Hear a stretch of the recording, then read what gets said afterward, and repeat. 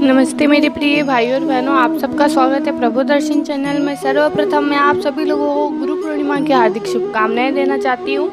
गुरु पूर्णिमा की आप सभी को हार्दिक शुभकामनाएं। जैसा कि मैंने आपको पहले के वीडियो में बता दिया है, गुरु पूर्णिमा का क्या महत्व है, क्या इसका लाभ है, कैसे आप अपने गुरु की पूजा कर सकते हैं और गुरु का हमारे जीवन में क्या महत्व है। दूसरा, मैंने कहा था कि गुरु पूर्णिमा के पावन उपलक्ष्य पर हम श्रीमद् भगवत गीता का अध्ययन करना आरंभ करेंगे, तो हम वह प्रारंभ करने जा रहे हैं। उससे पहले मैं आपसे कुछ कहना चाहती हूँ, कृपया ध्यान से सुनिएगा और इस पर चिंतन कीजिएगा। कहना यह चाहती हूँ कि आज गुरु पूर्णिमा है। आप सबको पता है कि यह कितना बड़ा पर्व है, कितना बड़ा उत्सव है। तो इसमें मैंने एक छोटा सा अभियान चलाने की सोची है और वो मैं चलाऊंगी भी, कि हमारे गांव में कुछ बच्चे ऐसे हैं जो पढ़ना तो चाहते हैं, पढ़ाई में रुचि है उनकी, किंतु आर्थिक धन के कारण, अर्थव्यवस्था के कारण वह पढ़ नहीं पाते हैं। अतः ऐसे उज्जवल भविष्य जो कि हमारा देश का है, उज्जवल भविष्य, वो बच्चे पढ़ लिख कर कल को कोई साइंटिस्ट बनेगा, कोई डॉक्टर बनेगा, तो वो भारतवर्ष में काम आएगा, भारत का नाम ऊंचा करेगा। तो मैं ये चाहती हूँ कि ऐसे ज़्यादा नहीं तो कम से कम हम 51 बच्चों को प्राइवेट स्कूल में पढ़ाएं। 1 महीने के अंदर 51 बच्चों को हम प्राइवेट स्कूल में पढ़ाए, जिसकी सालाना फीस 51,000 होगी। 3-4 को तो मैंने स्कूल में डलवा दिया है, क्योंकि मैं इतना ही समर्थ थी, इतना ही सामर्थ्य था मेरा कि मैं 2-4 को डलवा सकूं। तो उतनों को मैंने स्कूल में उनका दाखिला करवा दिया है। लेकिन अभी भी 51 बच्चे शेष बच्चे हैं जो पढ़ने में बहुत ही रुचि रखते हैं, लेकिन आर्थिक स्थिति के कारण वह पढ़ नहीं पा रहे हैं। तो मेरी आपसे ये विनती है कि गुरु पूर्णिमा के पावन उपलक्ष्य पर आप कृपया कुछ सहयोग कीजिए, ताकि हम उन्हें पढ़ा सकें, उनके भविष्य को उज्जवल बना सकें। आप में से कई लोग पढ़े हुए होंगे और कईयों को पढ़ने की इच्छा होगी, लेकिन या तो घर वालों ने परमिशन नहीं दी या आर्थिक स्थिति के कारण आप पढ़ नहीं पाए। तो अगर आप में सामर्थ्यता है, अगर आप किसी का सहयोग कर सकते हैं, तो प्लीज जरूर। धन्यवाद। जय श्री श्याम। आज का विषय है दोनों सेनाओं के प्रधान शूरवीरों की गणना और सामर्थ्य का कथन। तो चलिए आज हम प्रारंभ करते हैं, देखते हैं क्या सामर्थ्य है, क्या उनका कथन है। श्रीमद् भगवत गीता अथ प्रथमो अध्याय। आज हम प्रथम अध्याय प्रारंभ कर रहे हैं। तो दृष्टाचार्य उवाच। दृष्टाचार्य कौन थे? कौरव जो थे, उनके पिता थे धृतराष्ट्र और पांडवों के पिता थे पांडव। धृतराष्ट्र और पांडव दोनों भाई थे, भ्राता थे। तो पांडव छोटा था और धृतराष्ट्र बड़ा था। धृतराष्ट्र में लेकिन एक कमी थी कि वह अंधा था। तो पहले के जमाने में ये था, अगर कोई भी राजा का प्रथम पुत्र अगर विकलांग है, शरीर से अगर उसका कोई अंग काम नहीं कर रहा है, तो वह राजा नहीं बन सकता है। इसी कारण पांडव को राजा बनाने की बात चली और शायद वह राजा बने भी, किंतु किसी युद्ध में वह मर गए, खत्म हो गए। उनकी जगह धृतराष्ट्र को, क्योंकि दूसरा कोई उनका पुत्र नहीं था, तीसरा, तो धृतराष्ट्र को राजा बनाना पड़ा। अर्थात जब पांडव पुत्र बड़े हुए, तब पांडव का ही था साम्राज्य सब, किंतु स्थिति कुछ ऐसी आ गई कि धृतराष्ट्र को राजा बनाना पड़ा। तो इस कारण अब जो हक था पांडव और कौरवों में, तो वह पांडव का राज्य था। पांडव पुत्र ही उस पर शासन करते। किंतु धृतराष्ट्र का मन ऐसा था कि मैं मेरे कौरव पुत्रों को ही यह राज्य सौंपूं, पांडव पुत्र को नहीं। तो इस विषय में चर्चा करेंगे इसके समक्ष ही। इस कारण पांडव और कौरव पुत्रों में युद्ध हुआ। तो अब देखते हैं धृतराष्ट्र क्या कहते हैं। धर्म क्षेत्रे कुरुक्षेत्रे समवेता युयुत्सवः मामकाः पांडवाश्चैव किम कुर्वतः संजय। अर्थात धृतराष्ट्र बोले, है संजय उनके मंत्री थे, विश्वास पात्र मंत्री। है संजय, धर्म भूमि कुरुक्षेत्र में एकत्रित युद्ध की इच्छा वाले मेरे और पांडवों के पुत्रों ने क्या किया। है संजय, धर्म भूमि में जो भी कुरुक्षेत्र है वह धर्म भूमि है। वहाँ पर एकत्रित होकर युद्ध की इच्छा वाले, जिनके मन में युद्ध की इच्छा है, पांडव और मेरे पुत्रों ने क्या किया। तो संजय वाच, संजय कह रहे हैं, दृष्ट्वा तु पांडवानीकम व्यूढ़म दुर्योधनस्य तदा आचार्यमुख संगम्य राजा वचन मब्रवीतः। संजय को यह वरदान था कि वह महल में बैठे हुए भी अगर अपने नेत्रों को बंद करके ध्यान करके कुरुक्षेत्र के बारे में सोचेगा तो उसे कुरुक्षेत्र में जो भी हो रहा है वह दृश्य दिखाई देगा।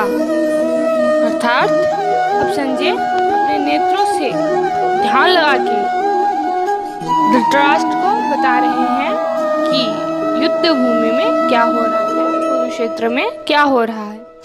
संजय बोले, उस समय राजा दुर्योधन ने व्यूह रचना युक्त पांडवों की सेना को देखकर और द्रोणाचार्य के पास जाकर यह वचन कहा, पश्येताम पांडु पुत्राणाम माचार्य महितम चुमुम व्यूढ़ाम द्रुपद पुत्रेण तौ शिष्येण दिमता। हे आचार्य, आपके बुद्धिमान शिष्य द्रुपद पुत्र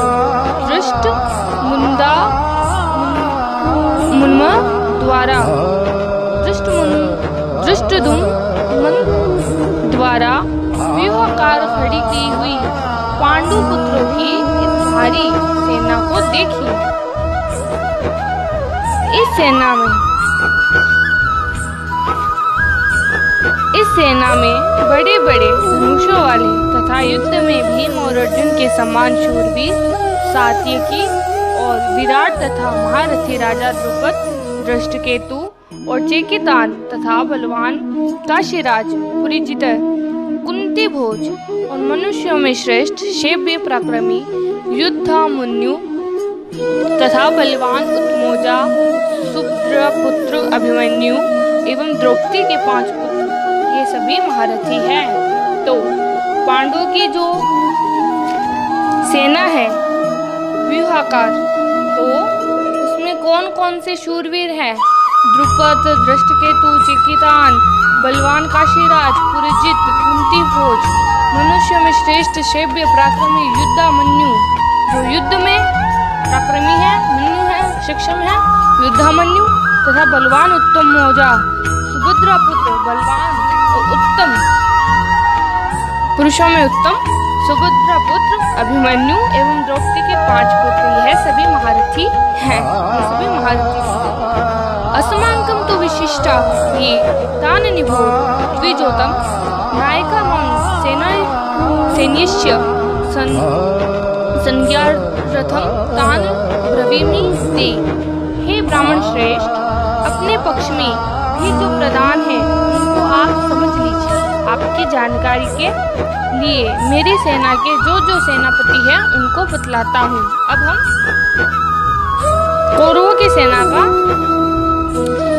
भ्रमण करेंगे, देखेंगे उनमें कौन कौन से बलवान हैं। भवान भीष्मश्च च कर्णश्च च कृपश्च समिति अंजः अश्वत्थामा विकर्णश्च सोमदत्ति तथैव च। आप जो कौन है? ब्राह्मण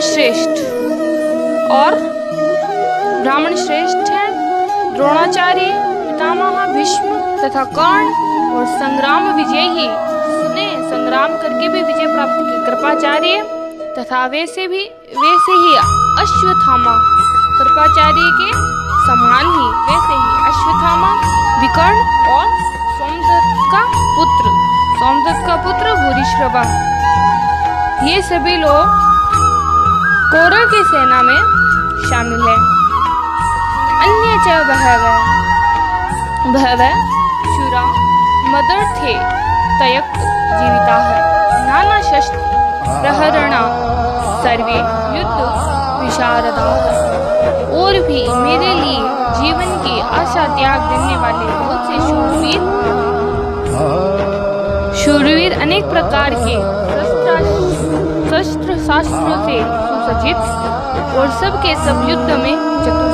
मतलब आप तो हैं ही, आपके साथ साथ और भी कैसे लोग हैं जो अपने जीवन की आशा त्याग कर, जीने की आशा त्याग कर मेरे लिए खड़े हैं, मेरे लिए युद्ध करेंगे। बहुत से शूरवीर हैं, ऐसे पराक्रमी हैं और शस्त्रों से सुसज्जित हैं, सजे हुए हैं, युद्ध में चतुर है। अपर्याप्तम 10वां अध्याय पढ़ रही हूँ मैं।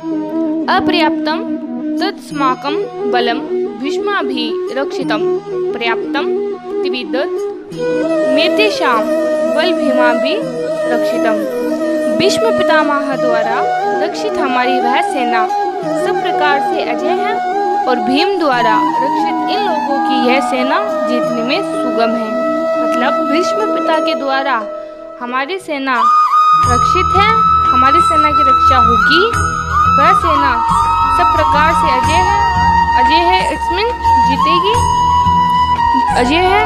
और भीम द्वारा रक्षित इन लोगों की यह सेना जीतने में सुगम है और भीम के द्वारा जो पांडवों की रक्षा है वह भी जीतने में सुगम है। 11वां अध्याय। अयनेषु च सर्वेषु यथाभाग मस्तताः विष्णुमेवाभिरक्षन्तु भवन्तः सर्व एव ही। इसलिए सब मोर्चों पर अपनी अपनी जगह स्थित रहते हुए आप लोग सभी निसंदेह भीष्म पितामह की ही सब ओरों से रक्षा करें। मतलब आप सब अपने अपने मोर्चों पर खड़े होकर भीष्म पितामह की रक्षा करें, क्योंकि भीष्म पितामह सबसे श्रेष्ठ है और वह सेना का संचालन करेंगे। अतः मैंने इस वीडियो में आपको 11 श्लोक बता दिए हैं। आगे के 11 श्लोक देखने के लिए आप दूसरी वीडियो जो कि मैं अभी अपलोड करूंगी ध्यान से सुनिए।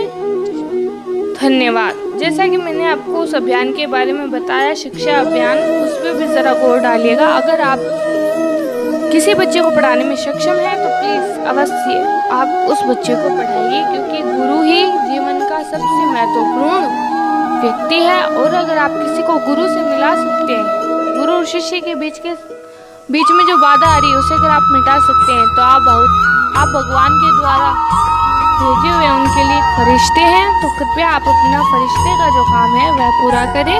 धन्यवाद।